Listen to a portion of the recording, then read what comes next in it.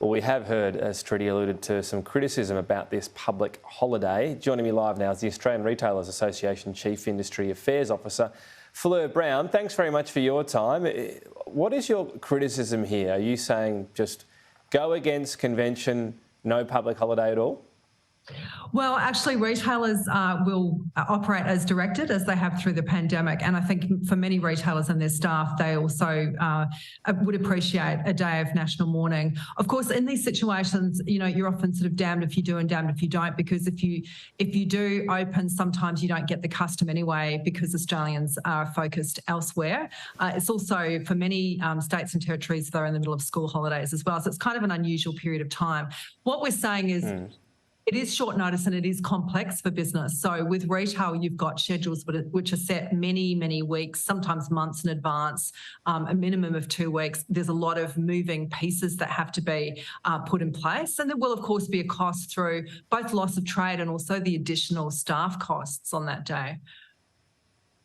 So that's totally understandable, and this won't be easy. But you say it's short notice. It has to be short notice, doesn't it? What's the alternative?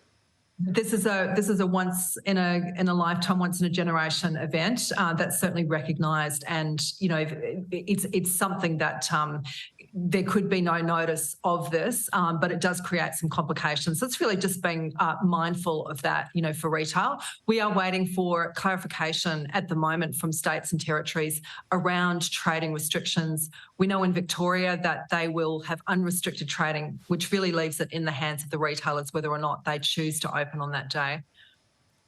So is that the one thing you'd ask for? It's a public holiday, it's not ideal, it's disruptive, but you get why it has to be short notice. So at least leave it totally up to retailers as to what they do, what hours they might like to pick to be open so that they can minimise any disruption and even loss of money.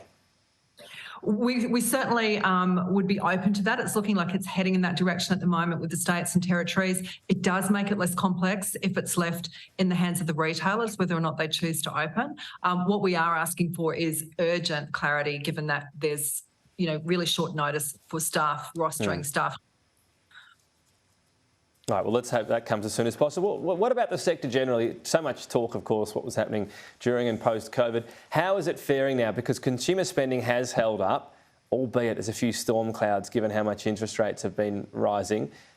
Yes. How's the sector doing overall? Where are the hot spots, I guess, the danger zones?